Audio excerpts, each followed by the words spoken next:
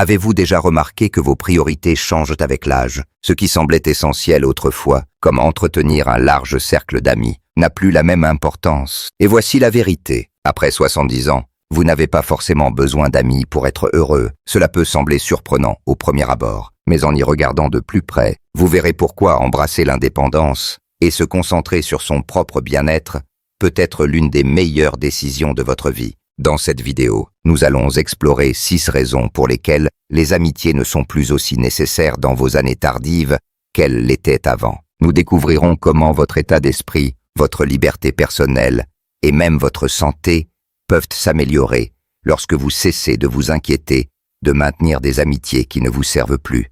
Il ne s'agit pas de solitude, mais de vivre selon vos propres termes, libérés des attentes et obligations inutiles que les liens sociaux peuvent apporter. Restez jusqu'à la fin, car vous pourriez découvrir que relâcher la pression de maintenir des amitiés n'est pas seulement libérateur, mais pourrait changer la façon dont vous vous percevez et vivez vos dernières années pour le mieux. Allons-y. Premièrement, vous n'avez plus besoin de prouver quoi que ce soit à qui que ce soit. L'une des principales raisons pour lesquelles les amis ne sont pas nécessaires après 70 ans, c'est que vous avez dépassé la phase où la validation sociale importait. Repensez à vos jeunes années. Combien de fois les amitiés tournaient-elles autour du besoin de vous prouver, de vous intégrer ou de sauver les apparences? Que ce soit pour impressionner des collègues, maintenir des cercles sociaux ou s'assurer d'être inclus dans des rassemblements, il y avait toujours une pression sous-jacente pour être vu et accepté. Mais maintenant, à ce stade de la vie, rien de tout cela n'est nécessaire. Vous avez déjà construit votre héritage, et l'opinion des autres n'a plus le même poids qu'avant.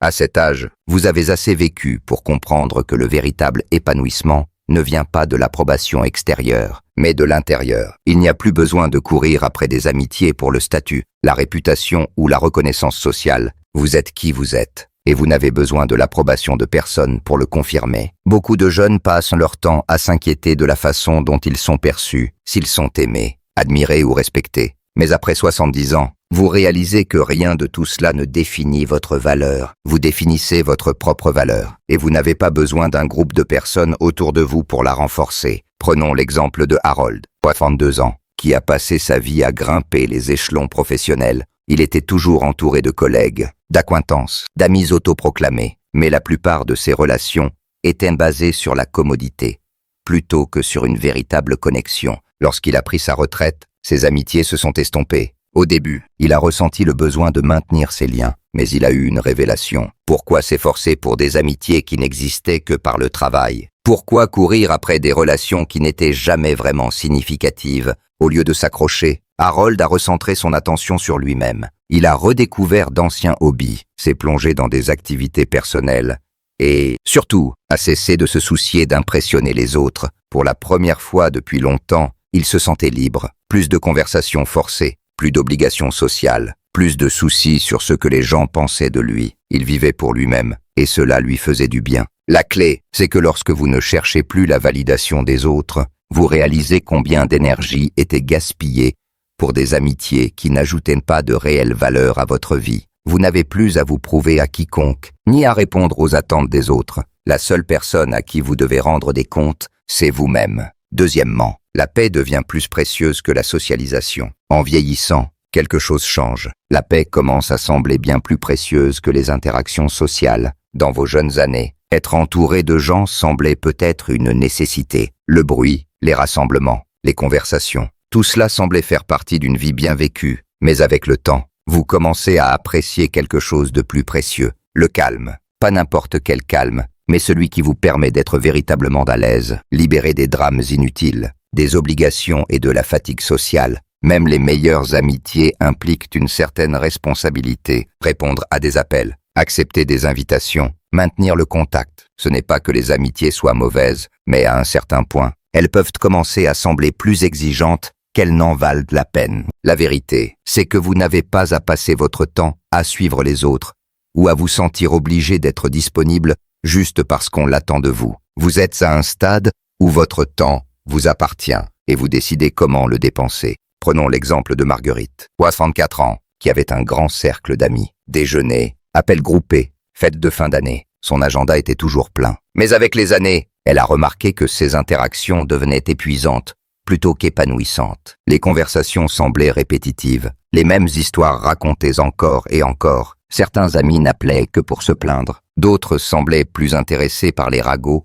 que par des discussions significatives. La joie de la compagnie s'était transformée en routine qu'elle n'appréciait plus. Un jour, Marguerite a décidé de prendre du recul. Elle a cessé de se sentir coupable de refuser des invitations qui ne l'enthousiasmaient pas. Elle a relâché la pression de répondre immédiatement à chaque appel ou message. À la place, elle a embrassé le calme. Elle a pris de longues promenades, passé du temps dans la nature, lu des livrets qu'elle voulait lire depuis des années. Et surtout, elle a réalisé que la solitude n'était pas synonyme de vide, mais de paix. C'est la beauté de ce stade de la vie. Vous n'êtes plus obligé de remplir vos journées d'activités ou de conversations juste pour vous sentir connecté. Vous pouvez savourer votre propre compagnie sans chercher la validation des autres. Vous choisissez la paix plutôt que la pression, le calme plutôt que le chaos. Si vous vous êtes déjà senti coupable de vous retirer des obligations sociales, rappelez-vous ceci. Vous ne vous retirez pas de la vie. Vous embrassez une nouvelle forme d'épanouissement, celle qui vient de l'intérieur, celle qui ne dépend de personne d'autre.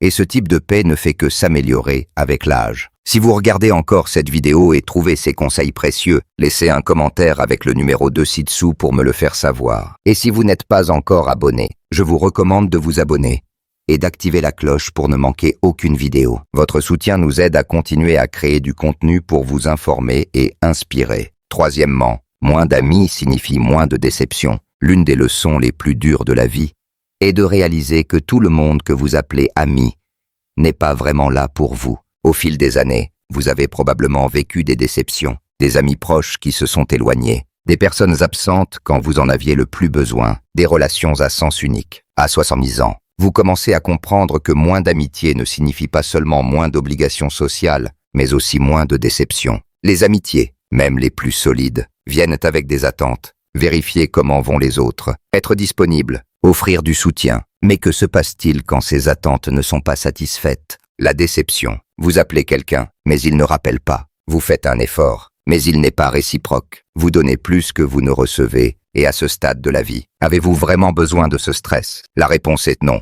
Prenons l'exemple de William, 38 ans, qui a vu des amitiés aller et venir. Certains liens se sont éteints naturellement. D'autres, parce qu'il réalisait qu'il était toujours celui qui faisait des efforts. Il y avait des gens qu'il connaissait depuis des décennies, soudain trop occupés, trop distraits, ou peu intéressés à maintenir une vraie connexion. Au début, cela faisait mal. Il se demandait ce qu'il avait fait de mal, pourquoi certains semblaient l'oublier. Puis il a eu une révélation. Il n'avait pas changé. Il avait simplement cessé de tolérer les amitiés qui n'étaient pas réciproques. En lâchant l'idée qu'il avait besoin d'un grand groupe d'amis, il s'est libéré des déceptions liées aux attentes non satisfaites. Il n'avait plus à se sentir frustré quand quelqu'un ne donnait pas de nouvelles, ni déçu quand une amitié s'évanouissait. Il pouvait se concentrer sur la personne la plus importante, lui-même. Cela ne signifie pas s'isoler, mais choisir la qualité plutôt que la quantité. Au lieu de maintenir une longue liste de connaissances, vous privilégiez les relations qui comptent vraiment, celles qui apportent de la joie sans effort. Que ce soit la famille, un ami de longue date, ou même une forte connexion avec vous-même, ce sont ces relations qui comptent. Si vous avez déjà senti que certaines amitiés apportaient plus de stress que de joie, rappelez-vous qu'il est acceptable de prendre du recul, de choisir la simplicité plutôt que la complexité, la paix plutôt que la frustration. Vous n'avez pas besoin d'un grand nombre d'amis pour vous sentir épanoui, juste de laisser partir ceux qui n'étaient jamais vraiment là. Quatrièmement, votre temps devient plus précieux. En vieillissant, vous réalisez que le temps est votre ressource la plus précieuse. Dans vos jeunes années, il semblait illimité. Plus de temps pour les amis, les cercles sociaux, pour s'inquiéter de qui était dans votre vie ou non. Mais à 70 ans, votre perspective change. Vous commencez à voir que chaque heure, chaque jour, chaque moment est précieux. Et quand vous comprenez la valeur de votre temps, vous devenez naturellement plus sélectif sur la manière de l'utiliser. Les amitiés, aussi enrichissantes soient-elles, demandent du temps et de l'énergie. Appels à passer, visites à planifier, engagements à tenir. Et si certaines connexions valent la peine, beaucoup ne sont que des habitudes du passé, des relations maintenues par obligation plutôt que par plaisir. À ce stade, vous avez le droit de vous demander « Est-ce ainsi que je veux passer mon temps ? Cette amitié ajoute-t-elle à mon bonheur ? Ou est-ce une tâche de plus sur ma liste ?» Prenons l'exemple de Richard, 41 ans, qui avait une vie sociale active, dîner, sorties de groupe, appels réguliers, mais avec le temps, il a commencé à ressentir les choses différemment. Les longues conversations, autrefois agréables, devenaient épuisantes. Les rassemblements, autrefois excitants, semblaient des obligations. Un jour, lors d'un déjeuner rempli de bavardages et de plaintes, il a réalisé qu'il ne voulait plus passer son temps ainsi. Il a cessé de dire oui par habitude et a commencé à dire non quand il n'en avait pas envie. Au lieu de passer des heures à écouter des ragots ou des plaintes, il a consacré son temps à ce qui lui apportait vraiment de la joie. Lire, marcher, apprendre de nouvelles choses, savourer le calme de sa propre compagne. Surprise. Il ne se sentait pas seul, il se sentait plus épanoui que jamais, car il utilisait son temps de manière significative pour lui, pas selon les attentes des autres. La clé, c'est qu'en laissant tomber les amitiés inutiles, vous gagnez quelque chose de bien plus précieux, du temps pour vous, pour faire ce que vous aimez, pour vivre à votre rythme, pour vous concentrer sur votre bonheur. Si vous vous demandez si vous devriez maintenir certaines amitiés, posez-vous cette question. Est-ce le meilleur usage de mon temps ? Car à ce stade, vous ne devez votre temps à personne. Vous avez gagné le droit de l'utiliser comme vous le souhaitez. Si vous regardez encore cette vidéo et trouvez ces conseils précieux, laissez un commentaire avec le numéro 4 ci-dessous pour me le faire savoir. Et si vous n'êtes pas encore abonné, abonnez-vous et activez la cloche pour ne manquer aucune vidéo. Votre soutien nous aide à créer du contenu pour vous informer et inspirer. Cinquièmement, la véritable compagnie vient de l'intérieur. L'une des plus grandes idées fausses sur le vieillissement et qu'il faut un large cercle d'amis pour être heureux. Mais la vérité, c'est que la compagnie la plus importante est celle que vous construisez avec vous-même. À 70 ans, après des décennies d'apprentissage, de croissance et d'évolution, vous vous connaissez mieux que quiconque. Avec cette conscience de soi vient une réalisation incroyable. Vous êtes suffisant. Pendant la majeure partie de notre vie, on nous apprend à chercher la compagnie à l'extérieur, que la socialisation est la clé du bonheur, que la solitude est à craindre, mais il y a une différence entre être seul et se sentir seul. Certains des seniors les plus heureux sont ceux qui ont embrassé la solitude, non comme une isolation, mais comme une opportunité de découverte de soi, de réflexion et de paix. Prenons l'exemple d'Éléonore, 66 ans, qui pensait qu'elle devait s'entourer de gens pour se sentir épanouie. Elle planifiait sans cesse, appelait ses amis, remplissait ses journées d'activités, mais elle a remarqué qu'elle se sentait souvent vidée plutôt qu'enrichie. Beaucoup de ses amitiés reposaient sur la routine, pas sur une connexion véritable. Elle ajustait constamment ses conversations pour répondre aux attentes sociales, éviter d'être mise à l'écart. Puis un jour, elle a arrêté. Elle a décidé de passer du temps avec elle-même, comme elle le ferait avec une amie chère, en faisant ce qu'elle aimait, en écoutant ses pensées, en savourant sa propre compagnie. Elle faisait de longues promenades sans ressentir le besoin d'appeler quelqu'un, allait dans des cafés avec un livre plutôt que de faire des bavardages, passait des soirées tranquilles à réfléchir à sa vie, plutôt qu'à entretenir des amitiés par obligation. À sa surprise, elle se sentait plus légère, plus heureuse et plus en paix qu'elle ne l'avait été depuis des années. La véritable compagnie ne dépend pas du nombre de personnes autour de vous, mais de votre confort avec vous-même. Quand vous cessez de compter sur les autres pour le divertissement, la validation ou la conversation, vous débloquez une liberté que peu connaissent.